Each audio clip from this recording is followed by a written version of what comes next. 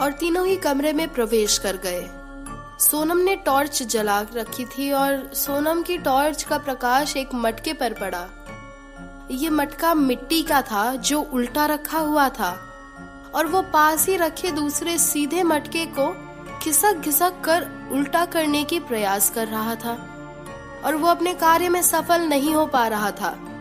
तीनों इस कृत्य को देखकर भय से आक्रांतिक हो रहे थे और सोनम के आंसू राघव को खो जाने के भय से रो रहे थे। शायद प्यार का बीज सोनम के हृदय में राघव के लिए फूट बैठा था। आर्यन भी बहुत दुखी हो रहा था। क्या राघव उन्हें मिल पाएगा या उन्होंने राघव को हमेशा के लिए खो दिया था? ज्योति भी आर्यन को आंखों के इशारे से पूछ रही थी, राघव कहाँ है? आर्यन ने भी ज्योति को देखा और ज्योति का सर आर्यन के सीने के पास था और आर्यन ने ज्योति के सर पर हाथ रखा। आर्यन और ज्योति की नजदीकियां साफ देखी जा सकती थी और सोनम भी यह समझ चुकी थी।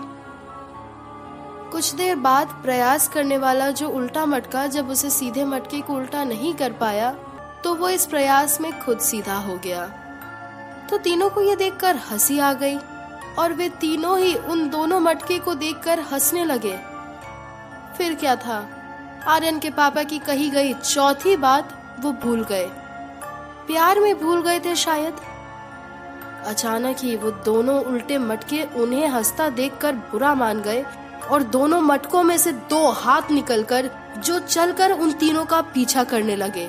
उनकी गति तेज नहीं थी पर अधिक धीमी भी नहीं थी। तीनों उन्हें देखकर भागे और तेज भागे।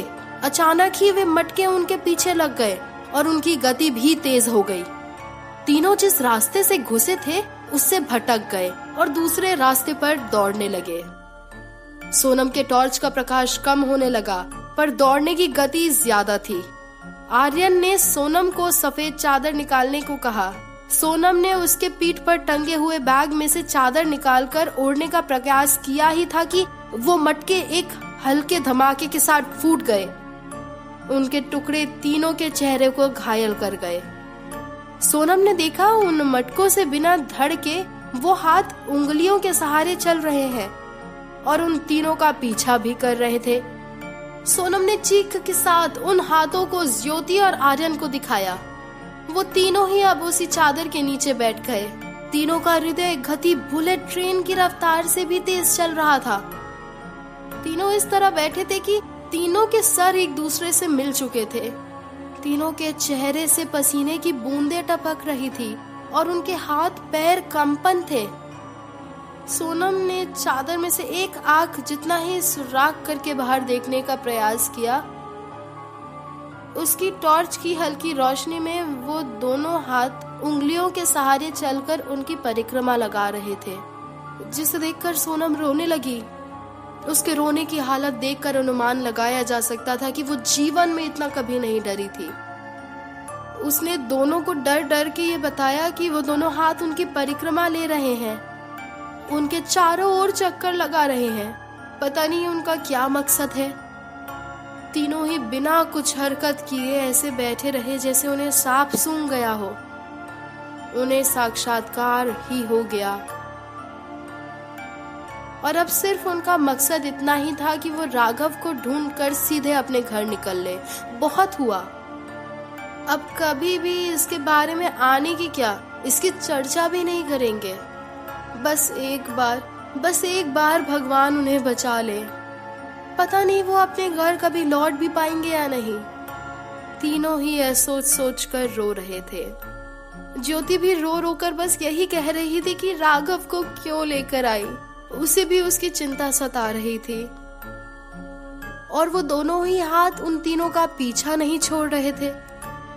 तीनों ही उस चादर में ऐसे बैठे हुए थे, एक हाथ उस चादर के नीचे से घुसने का प्रयास करने लगा। सोनम ने उसे देखकर और उसने अपने बैग से दूर भगाने का प्रयास किया। आर्यन ने उस हाथ के सामने बैग रख दिया। इसी बीच दूसरा हाथ ज्योति के पीठ पर चढ़ने लगा और ज्योति उस हाथ को अपने ऊपर चढ़ता हुआ देखकर जोर से चिल्लाई और आर्यन से यह कहकर रोने लगी कि मेरे ऊपर वो हाथ चढ़ रहा है। आर्यन उसे चादर के अंदर ही हटाने का प्रयत्न करने लगा। इसी बीच दूसरा हाथ सोनम की पीठ पर रेंगने लगा। दोनों ही रोने लगी और करती भी क्या, वे उन हाथों से पीछा छुड़ाने का प्रयास करने लगे।